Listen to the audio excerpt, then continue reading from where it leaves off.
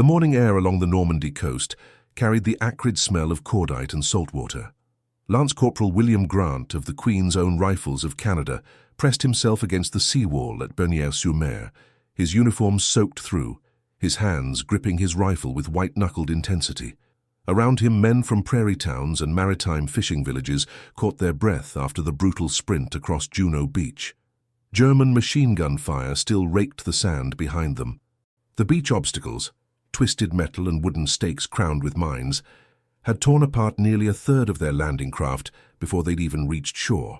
This was 6th of June 1944, and Grant's section commander, a veteran sergeant from Winnipeg, was already shouting orders.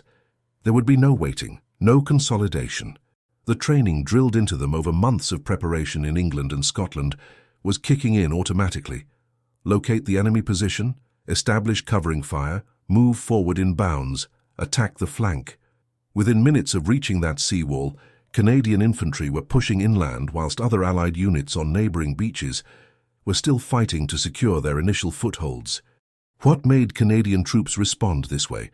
Why did they counterattack immediately when pinned down, whilst many of their Allied counterparts first sought cover and awaited orders? The answer lies not in some mythical national character, but in a specific tactical doctrine that had been carefully developed, rigorously trained and deliberately chosen by Canadian and British Commonwealth forces.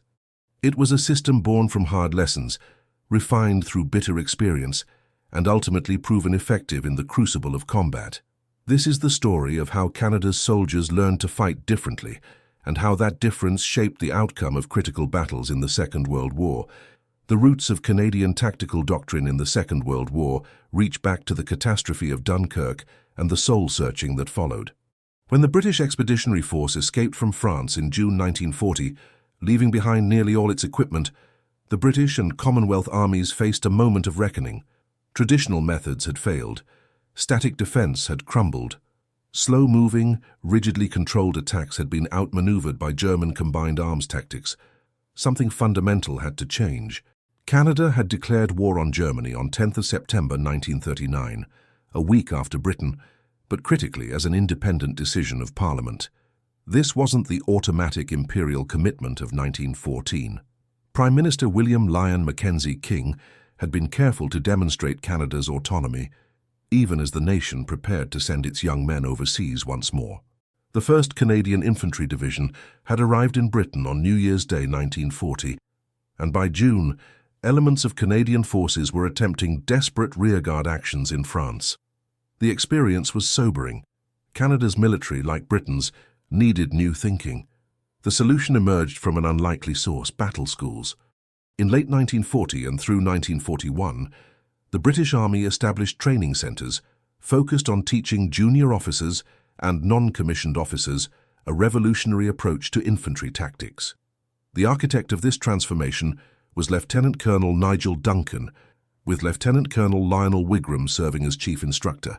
Their mission was to break down the rigid, formulaic attack methods of the past and replace them with something more flexible, more aggressive, and crucially, more decentralized.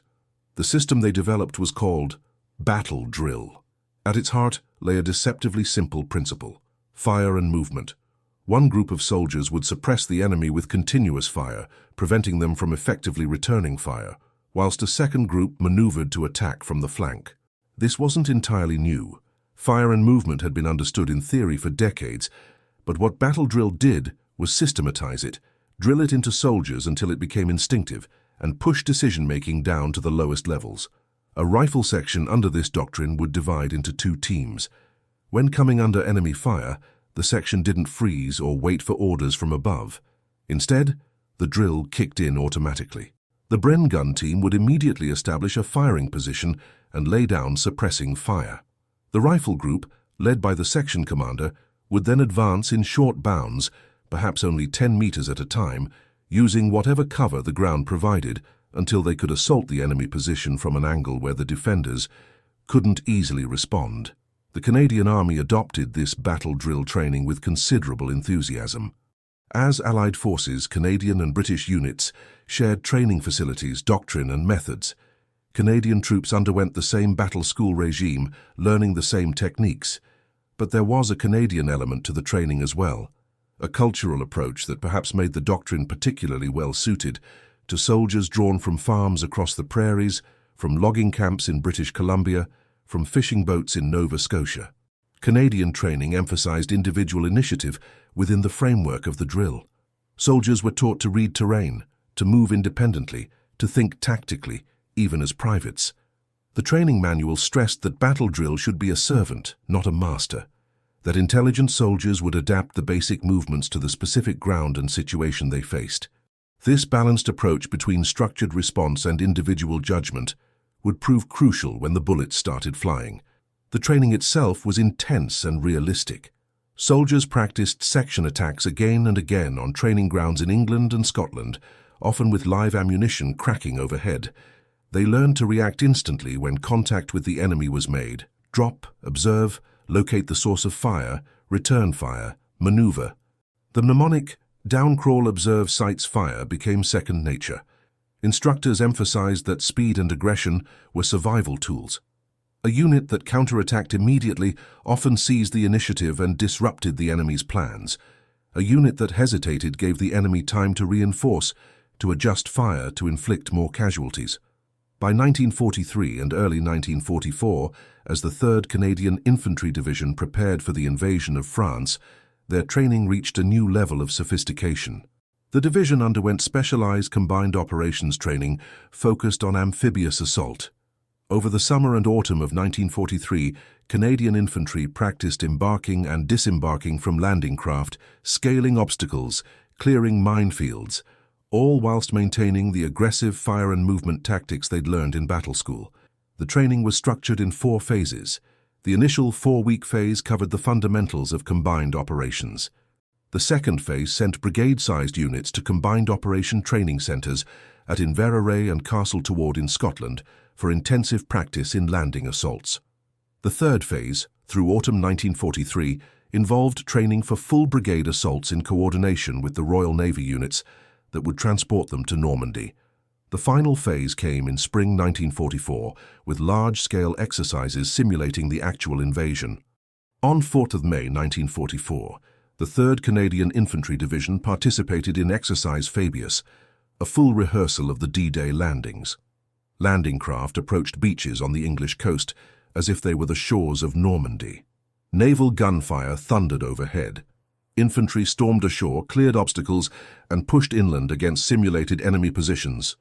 The exercise revealed problems, timing issues, communication breakdowns, coordination challenges, but it also confirmed that Canadian troops were prepared to execute their mission.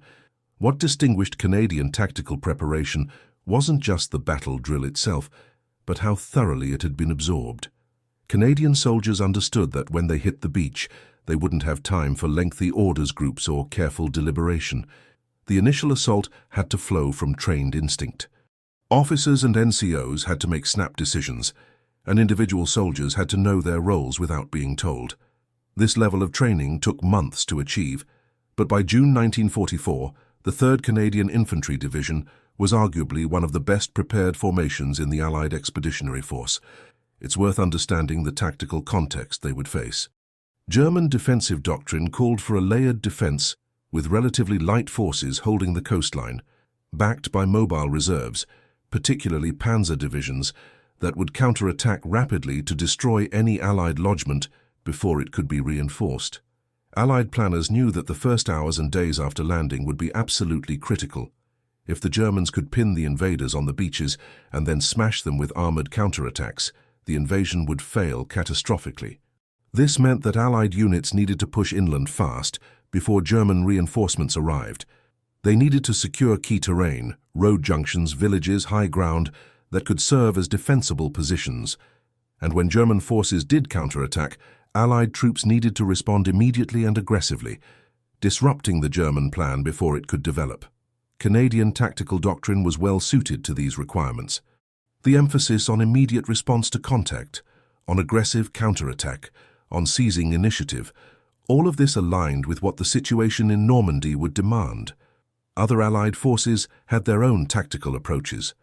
American infantry doctrine, for instance, placed greater emphasis on firepower and on coordination with supporting arms like artillery and armor.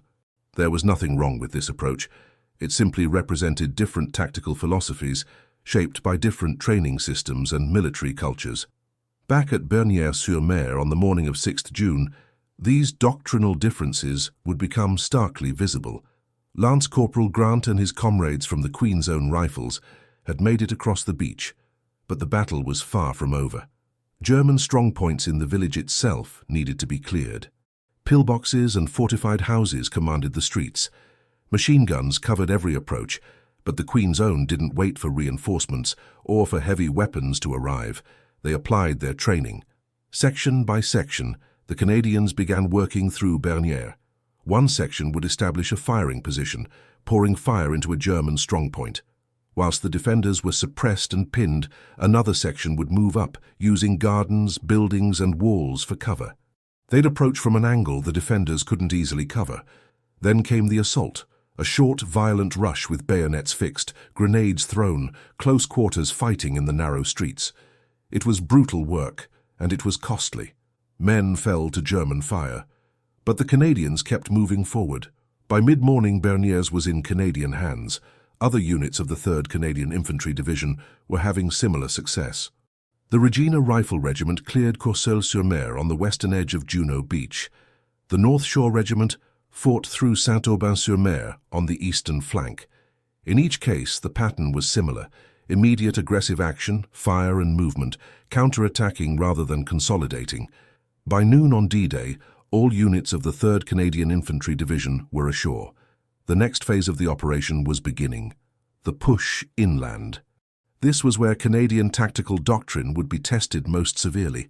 Moving through the Norman countryside, the famous bocage with its high hedgerows, sunken lanes, and small fields presented perfect defensive terrain for the Germans.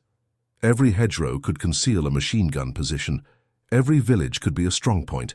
The Canadian advance would require constant tactical problem-solving, constant application of fire and movement principles.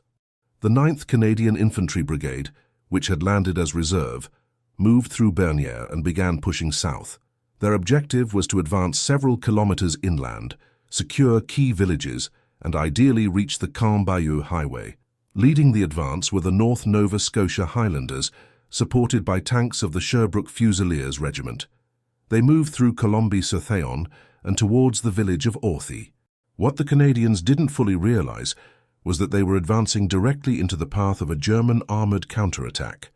The 12th SS Panzer Division, the Hitler Youth Division, composed of fanatical young soldiers and hardened veteran officers, was moving north towards Juno Beach.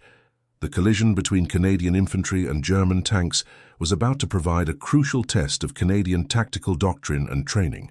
As the North Nova Scotia Highlanders approached Orthy in the afternoon of 6th June, German artillery and mortar fire suddenly erupted. C Company came under fire first, taking casualties immediately. The Canadians couldn't secure support from naval gunfire at this distance inland, and their own artillery was still being brought ashore. Tanks from the Sherbrooke Fusiliers moved up to assist, but German anti-tank guns and panzer fire destroyed several Canadian tanks quickly. This was the moment when training and doctrine would matter most. The North Nova Scotia Highlanders were relatively inexperienced. D-Day was their first combat. They were facing elite German troops with vastly superior armored support. The instinct might be to dig in, to take cover, to consolidate and await help. But their training had emphasized a different response: immediate counteraction, aggressive defense, disrupting the enemy's plan. Canadian platoon and section commanders began implementing battle drill principles even as the German assault developed. Bren gun teams established firing positions and opened up on German infantry accompanying the tanks. Rifle groups moved to positions where they could engage with anti-tank weapons. Officers and NCOs shouted orders, coordinating movement, directing fire. The Canadians were conducting a fighting withdrawal, but it was an active, aggressive defense. Not a rout, not a panicked retreat. Despite being outnumbered and outgunned, the Canadians managed to slow the German advance. They made the 12th SS Panzer Division pay for every meter of ground. They disrupted the German timetable. Most importantly, they prevented the Germans from breaking through to the beach itself. Other Canadian units were able to establish defensive positions further north. By nightfall on 6th June, the German counterattack had stalled. The cost was severe. The North Nova Scotia Highlanders and Sherbrooke Fusiliers took heavy casualties in the fighting around Authie. Over 100 Canadian soldiers were killed, wounded, or captured. The villages they'd briefly held had to be abandoned, but in tactical terms, the Canadian response had been exactly what was needed. By counterattacking immediately, by maintaining aggressive defense even whilst withdrawing, the Canadians had denied the Germans the quick, decisive success they sought. Elsewhere along Juno Beach, the story was similar. Canadian units had pushed farther inland than any other Allied division on D-Day. The 1st Hussars, a tank regiment, actually reached the Cambayeux Highway, the only Allied unit to achieve its final D-Day objective. The 3rd Canadian Infantry Division had advanced in some areas up to 9 kilometers from the beach. They'd secured a lodgement 5 kilometers wide and several kilometers deep, providing a solid anchor for the Allied position. This success came directly from the tactical approach Canadian forces employed. Rather than consolidating on the beach and methodically expanding the perimeter, Canadian units had pushed aggressively inland the moment they'd cleared the immediate coastal defenses. This aggressive thrust created depth in the Allied lodgement, seized key terrain before the Germans could reinforce it, and disrupted German defensive plans. It embodied exactly the principles of battle drill: seize initiative, maintain momentum, keep the enemy off balance. The contrast with some other Allied beaches was notable. At Omaha Beach, American forces faced far stronger defenses and rougher terrain, and the initial assault became pinned down on the beach for crucial hours. This wasn't a failure of American tactics. The circumstances at Omaha were simply far more difficult, but it illustrated how different tactical doctrines played out under different conditions. At Juno, the Canadian emphasis on immediate aggressive response helped them overcome initial resistance and push through before German reinforcements arrived in strength. As darkness fell on 6th June 1944, Lance Corporal Grant and the survivors of his section were digging in near the village of Banville, several kilometers inland from where they'd landed that morning. They'd lost men, good men, friends from training, boys who'd grown up in the same neighborhoods back home in Toronto. The emotional toll was just beginning to register, but they'd accomplished their mission. They'd punched through the Atlantic Wall, they'd seized their objectives, and they'd established a foothold that would not be dislodged. The Battle of Normandy was far from over. In the days and weeks ahead, Canadian forces would face some of the hardest fighting of the war. But D-Day had proven something crucial.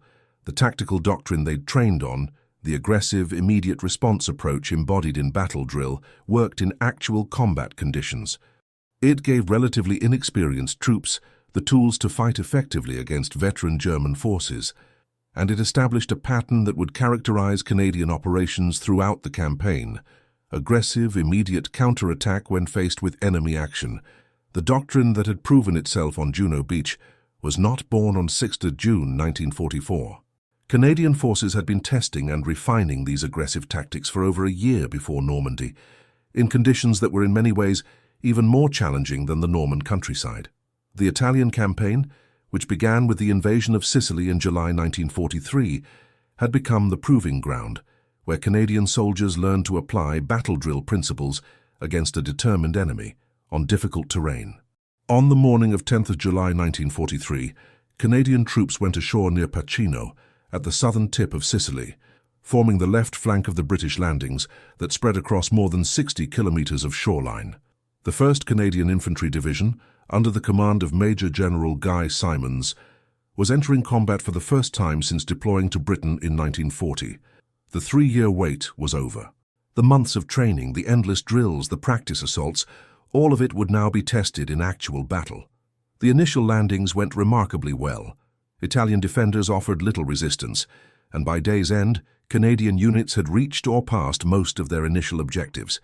But as the advance pushed inland, the Canadians encountered German forces who had no intention of surrendering Sicily without a fight. It was here, in the scorching heat and choking dust of the Sicilian interior, that Canadian tactical doctrine faced its first real examination. On 15th July, near the town of Gramicciale, Canadian troops encountered a German defensive line. Enemy anti-tank guns knocked out tanks and vehicles before the Canadians rallied and took the town. This pattern, meeting resistance momentarily staggering under the initial blow, then immediately counterattacking, became characteristic of Canadian operations in Sicily. The aggressive response, the refusal to be pinned down, the immediate movement to contact, all reflected the battle drill training that had been so thoroughly absorbed. 3 days later came a harder test. At Valguanera, the Canadians faced their heaviest resistance yet. The fighting resulted in substantial casualties, but the Canadian response was instructive. Rather than consolidating and waiting for reinforcements, Canadian units maintained offensive pressure. They maneuvered, they flanked, they kept the Germans off balance. The result was tactical success. The town was taken, and German forces withdrew, having suffered heavier losses than they inflicted. What's particularly revealing is what German commanders thought they were facing. Field Marshal Albert Kesselring, commanding German forces in Italy, reported that his men were fighting highly trained mountain troops. The Canadians weren't mountain troops. Most came from prairie farms or urban centers, but their tactical aggressiveness and skill in difficult terrain created that impression. This was battle drill doctrine in action, small unit initiative, fire and movement, aggressive response to contact. The Sicilian campaign concluded in August 1943, and Canadian forces prepared for the next phase, the invasion of mainland Italy. On 3 September, Canadian troops crossed the Strait of Messina and landed at Reggio Calabria. The advance up the Italian peninsula would prove far more difficult than Sicily. The Germans had time to prepare defensive positions, and the Italian terrain, mountains, rivers, narrow valleys, favored the defender at every turn. It was in Italy that the true cost and complexity of aggressive tactics became clear. Maintaining offensive momentum in the face of prepared defenses required constant tactical problem-solving. Every river crossing was contested. Every ridgeline was a fortress. The Germans had developed a system of layered defensive lines, each anchored on natural obstacles. When one line was breached, they withdrew to the next. The Allies were forced to fight for every kilometer, often in miserable weather, through autumn rain and winter snow. By December 1943, Canadian forces had advanced to the Adriatic coast. The 1st Canadian Infantry Division was tasked with breaking through the German defensive positions and capturing the town of Ortona. This would become one of the most significant battles of the Italian campaign, and a crucial test of how Canadian tactical doctrine adapted to the most challenging circumstances imaginable. Urban warfare. Ortona was an ancient seaport perched on a plateau overlooking the Adriatic Sea. The older part of town consisted of stone buildings packed tightly together, connected by narrow streets barely wide enough for a cart. The Germans had transformed it into a fortress. Buildings were demolished to create rubble barriers. Booby traps and mines covered every approach. Machine gun positions commanded every intersection. The German defenders were elite troops from the 1st Parachute Division, battle-hardened veterans who had been ordered to hold the town. On 21 December 1943, the loyal Edmonton Regiment and the Seaforth Highlanders of Canada entered Ortona, supported by tanks of the Three Rivers Regiment. What followed was a week of brutal house-to-house fighting that tested Canadian soldiers in ways that open-field combat never could. The narrow streets made tanks vulnerable. Artillery was of limited use. Naval gunfire couldn't help.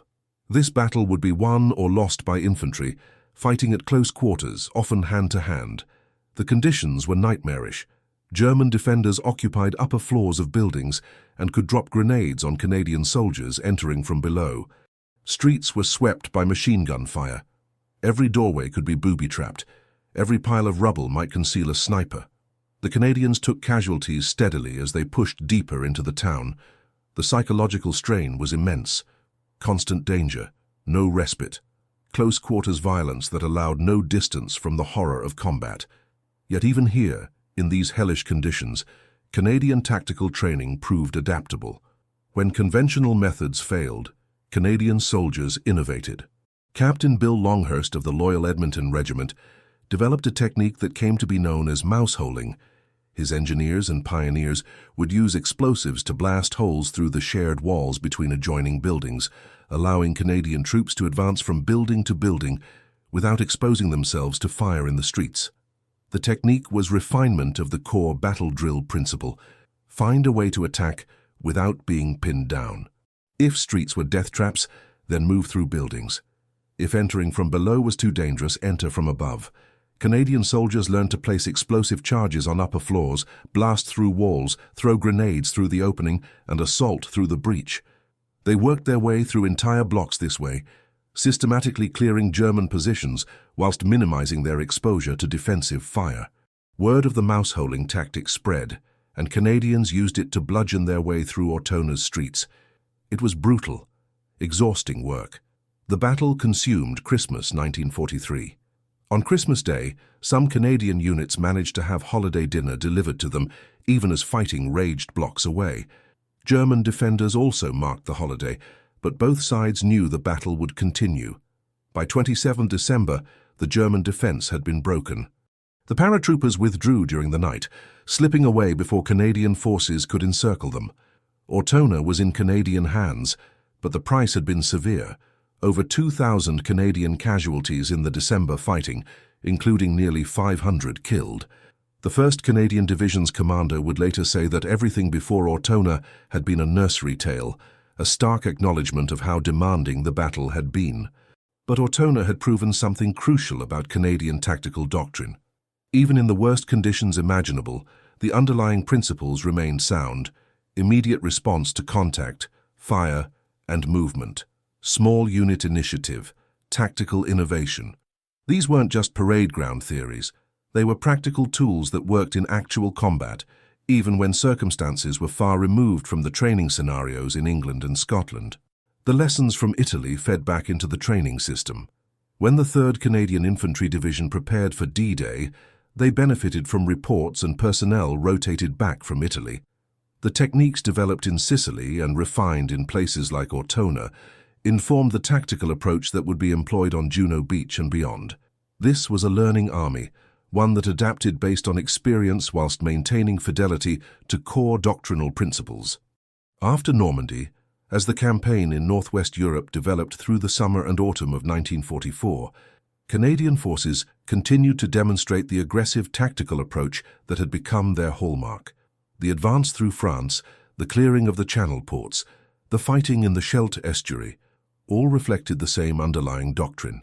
Canadian units counterattacked when hit. They maintained offensive pressure. They sought to disrupt enemy plans rather than simply respond to them. This wasn't recklessness.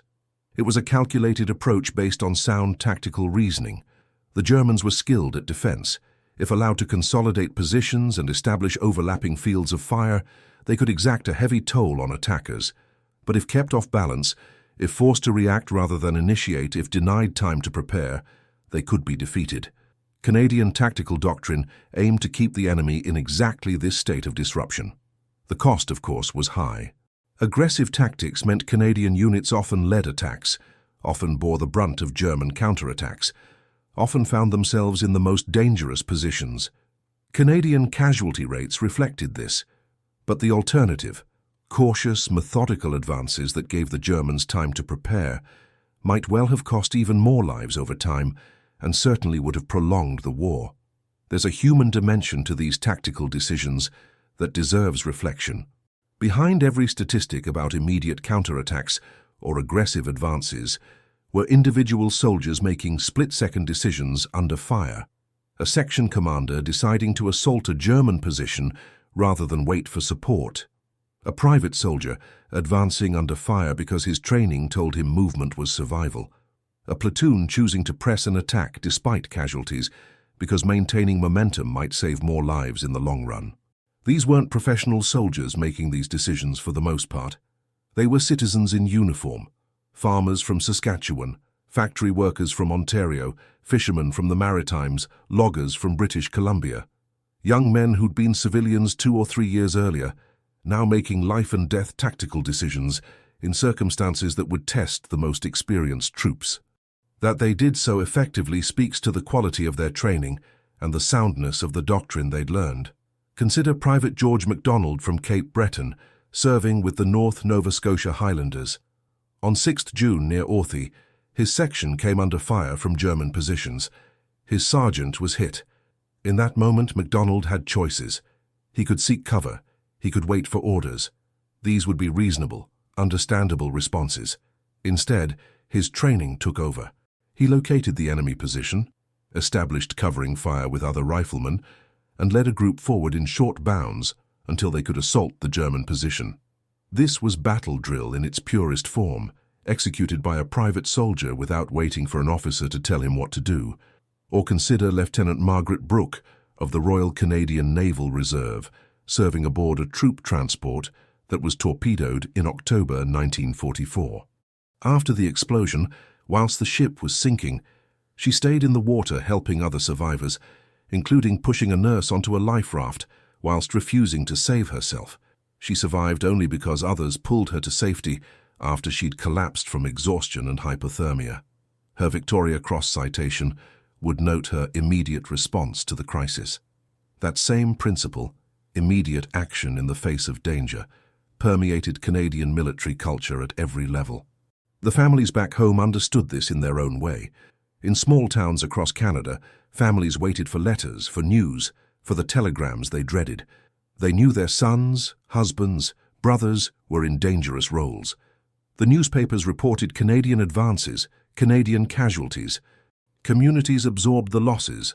The boy from down the street who wouldn't be coming home, the young couple whose future was cut short, the family that would have an empty chair at every holiday table for decades to come. The home front supported the war effort in tangible ways. Factory workers in Montreal and Toronto built the vehicles and weapons Canadian troops used. Shipyards in Halifax and Vancouver constructed the vessels that carried supplies across the Atlantic. Prairie farms produced wheat that fed Allied armies. Citizens bought victory bonds, endured rationing, volunteered for civil defense. The war touched every Canadian community, and the aggressive prosecution of the campaign was understood as the fastest path to victory and the return of loved ones. By early 1945, the end was in sight. Canadian forces in northwest Europe were pushing into Germany itself. The Italian campaign, where Canadians had first proven their tactical doctrine in combat, was winding down. The war in Europe would end in May 1945, with Canadian troops having fought through France, Belgium and the Netherlands, liberating communities and accepting German surrenders. The final accounting was sobering. More than 93,000 Canadians served in the Italian campaign. Over 26,000 became casualties. In northwest Europe, Canadian forces suffered similar losses.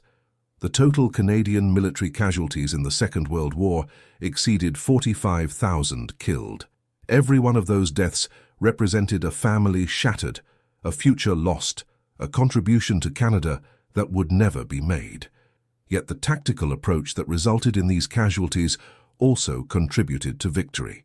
Canadian forces were consistently effective in combat. They achieved their objectives. They broke through German defenses. They kept pressure on an enemy that couldn't be allowed to consolidate. Military historians studying the campaigns have consistently noted the effectiveness of Canadian tactical doctrine, even whilst acknowledging its human cost. What made Canadian troops counterattack immediately, whilst other Allied forces might first take cover? The answer isn't about national character or some innate aggressiveness. It's about training, doctrine, and the deliberate choice to adopt a specific tactical approach. Battle drill, with its emphasis on fire and movement, on immediate response to contact, on pushing decision-making to the lowest levels, gave Canadian soldiers tools they could apply instinctively under fire. This training was reinforced by leadership that believed in the doctrine and insisted on its proper application.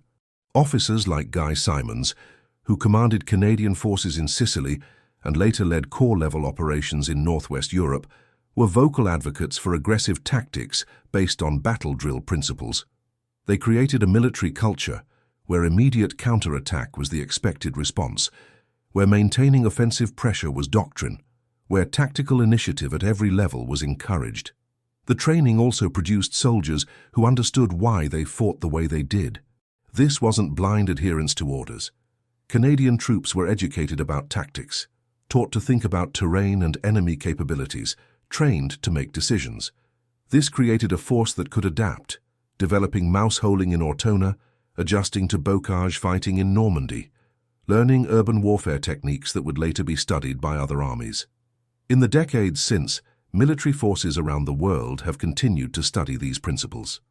Modern infantry tactics still emphasize fire and movement, still push decision-making to small unit leaders, still stress the importance of maintaining initiative. The battle drill doctrine that Canadian forces helped prove in the Second World War influenced post-war tactical development across NATO and beyond. Today, when Canadians visit the beaches of Normandy or the Canadian cemeteries in Italy, they walk ground their grandparents and great-grandparents fought for. The white headstones mark the cost of the aggressive tactics Canadian forces employed, but they also mark a contribution to victory, to liberation, to the defeat of tyranny. The soldiers buried there fought with skill and courage, applying tactics that gave them the best chance of success in the situations they faced. There's a memorial in Ortona, erected by the Government of Canada, recognizing the battle as a national historic event.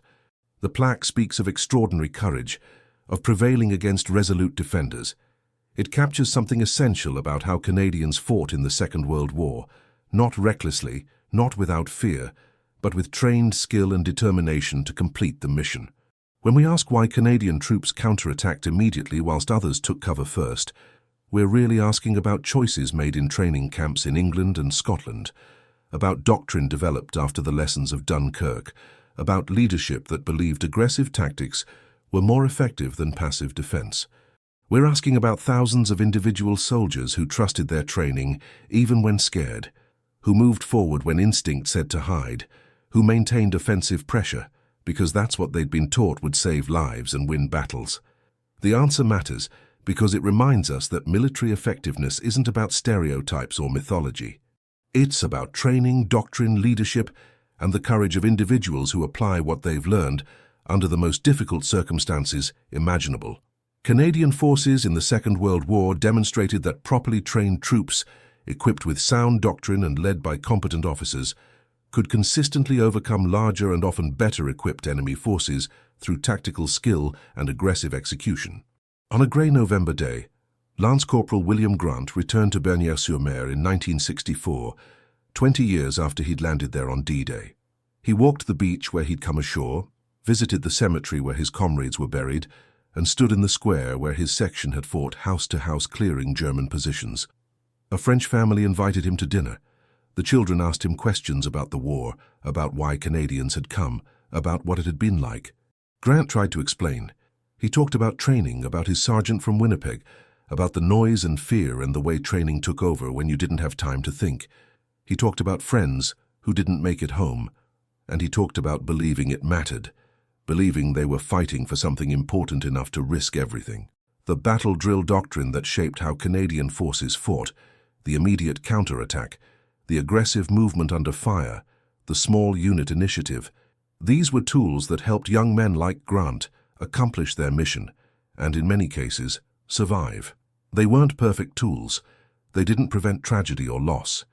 But they gave Canadian forces a tactical edge that contributed to Allied victory. In the end, that's the answer to why Canadian troops counterattacked immediately.